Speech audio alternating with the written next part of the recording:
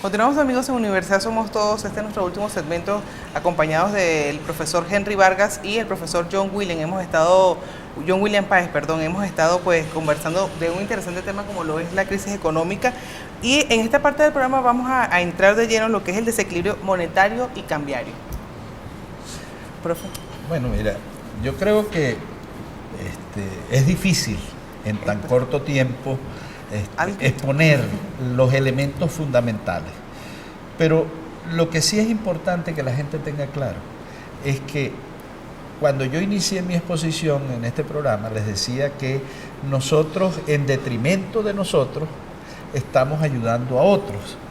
Pues bien, en la práctica el problema cambiario es que el ingreso petrolero ha permitido sobrevaluar el bolívar, y entonces resulta que se ha destruido el sistema productivo nacional porque están cobrando muy caro, porque no se le quieren pagar los precios que corresponde, pero resulta que nos sometemos a un proceso de importación, y yo estoy seguro, como allá pagamos en dólares, decimos a qué precio, porque está a 6.30, pero es que el bolívar ya es inconvertible en ninguna parte del mundo, salvo en Cúcuta, que está al precio que todos conocemos.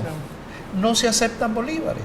Entonces, ese es el precio marcador, y discutíamos o conversábamos John William y yo que lo previsible es que aparezca un cuarto mercado cuando esto al final nos definan cuál va a ser el sistema que va a operar, porque en definitiva nadie lo sabe. O sea, ustedes como economistas en este momento no tienen idea cómo va a ser el nuevo sistema cambiario que anunció el presidente Maduro. Bueno, no hay nada escrito formal. No, lo único hay es, si recuerdan el anuncio que hizo el señor presidente, lo que dijo fue el ministro de Economía y el presidente del Banco Central le van a explicar cómo es que funciona. Va a haber 3 mercados, ¿verdad? Ahora, el problema está en que yo tuve un maestro que se llama Carlos Domingo, y siempre decía, cuando hablemos de un tema, pongámonos de acuerdo en la semántica. Algunos de nosotros participamos de las subastas del SICAD. ¿Qué entiende la gente por una subasta? El que ofrezca más se lleva lo que se está ofreciendo. Si es inglesa. Pero aquí las subastas era que yo ofrecía 17 y perdía con el que ofrecía 12. Y entonces vendíamos Entonces, es un mercado controlado, y mientras exista la incertidumbre, la falta de información acerca, se acusa a los empresarios de ser no nacionalistas. Pero dígame, ¿quién va a invertir cuando no existen las condiciones mínimas para que tu inversión tenga un retorno? Pues se van a invertir a otro lado. Pregúntaselo a la gente de Farmatodo. Sí, no va a haber, si no hay medidas económicas racionales, no habrá la confianza y no alcanzarán todos los dólares que entren por ingreso petrolero para estabilizar el mercado cambiario. Si yo tengo que ahorrar, ¿voy a ahorrar en bolívares o voy a ahorrar en dólares? Eso no se lo tienen que explicar a nadie, ni nadie tiene que estudiar en una facultad de ciencias económicas. Entonces, ¿por qué? Porque aquello se mantiene. ¿Qué es lo que ocurre? En dólares está costando. El proceso de inflación a nivel mundial no llega a 2 dígitos. No llega a un dígito alto siquiera. Y entonces, en dólares las cosas cuestan lo mismo. Lo que es que cuando sacamos la cuenta a 6.30, nos damos cuenta del precio de la inflación. El precio es una cosa, pero cuando lo tenemos que pagar al otro precio, entonces la situación es diferente. Yo creo que, al igual que ha venido ocurriendo sobre el sistema cambiario, y fíjense las medidas en este tipo de cosas, porque el sistema, en la modificación del sistema cambiario, en pocas palabras, es una devaluación. Y ustedes ven en todos los países serios del mundo, y en Venezuela en alguna época se estiló, las medidas se anuncian un sábado o un viernes en la noche, para poder implementarlo durante el fin de semana y evitar los aprovechadores. Bueno, aquí tenemos 3 meses. Está bien, aquí le estamos dando mucho más tiempo a la gente para que implemente su situación. ¿Cómo ves tú el nuevo sistema cambiario? ¿Cómo la gente puede interpretar que haya un dólar a 6.30, donde aquí ya cualquier caramelo vale 6.30? Que haya luego otra cosa tan oscura como el SICAD 1, donde lo que dice Henry es cierto, que tú subastas por encima y le dan a los que están abajo. Donde hay algo como el SICAD 2 que iba a ser alimentado por dinero gubernamental y dinero privado, y han tenido que ir reduciendo la oferta de divisas porque no la oferta, digamos, de subasta porque no la había. Y ahora están anunciando que quizá haya otra cosa más adelante. O sea, ¿qué sería, por qué eso y qué sería lo ideal? O sea, ¿cómo la gente estaría satisfecha en términos cambiarios con un nuevo sistema para el país? Bueno, fíjese, el problema que nosotros tenemos es que tenemos que tener medidas coherentes, complementarias entre sí, que vayan a tratar de resolver ese problema cambiario. El problema cambiario es así, fundamentalmente porque nosotros tenemos que buscar una estabilidad.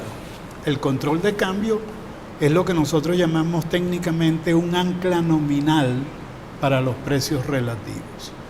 Y se convierte el problema cambiario en el control cambiario en una medida de estabilización. ¿Por qué no funciona esa estabilidad cambiaria en Venezuela?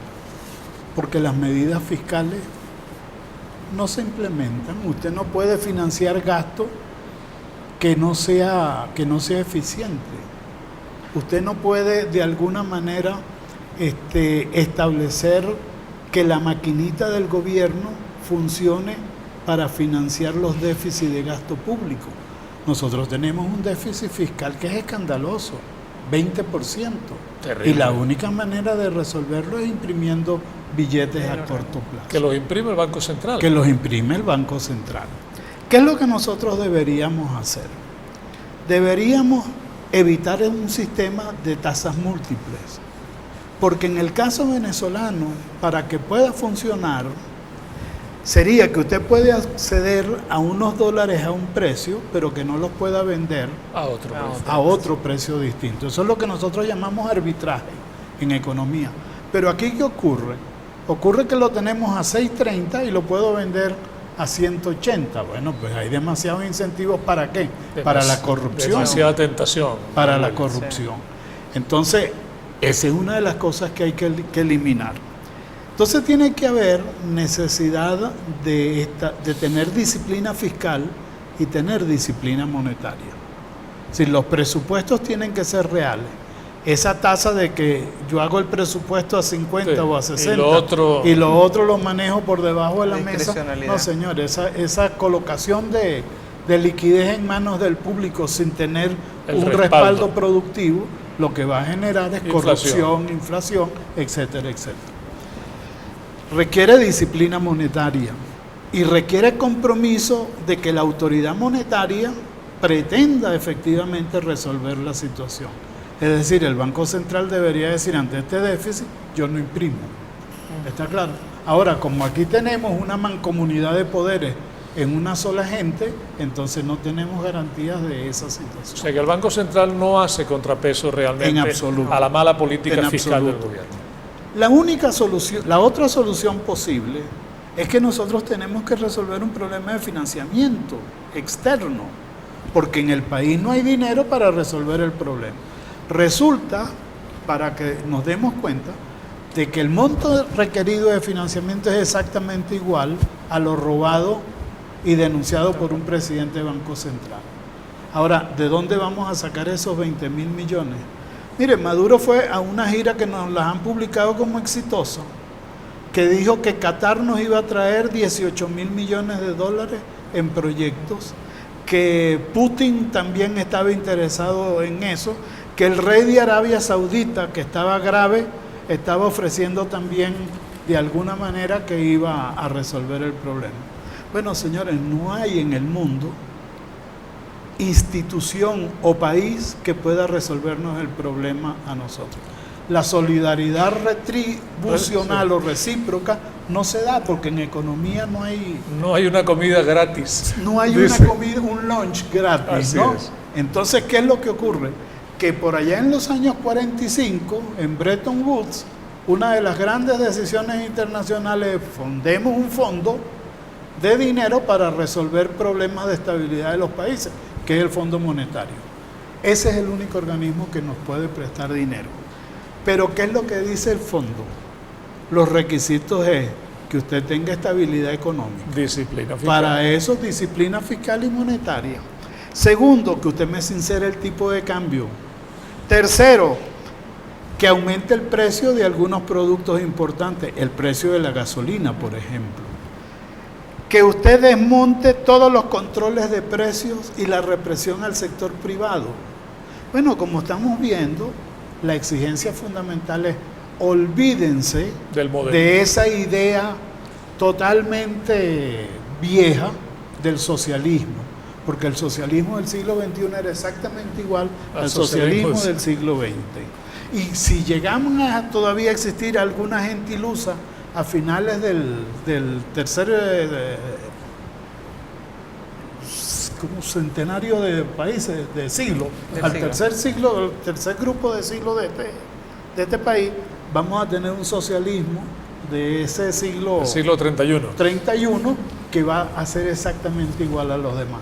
Entonces, yo pienso que una de las primeras cosas que tiene que hacer el gobierno es aceptar que han hecho las cosas erróneamente Y rectificar. y tener que rectificar el sistema económico, abandonar la planificación y volver a la economía de mercado, que es el gran mecanismo de intermediación social en el mundo. Mucha gente tiene la impresión que el problema de nuestro país ni siquiera es un problema de dinero. Podemos traer 20.000 millones de cualquier lado que no nos los van a regalar, que nos va a tocar pagarlo en algún momento, y el servicio de la deuda cada vez está más caro y más cuantioso.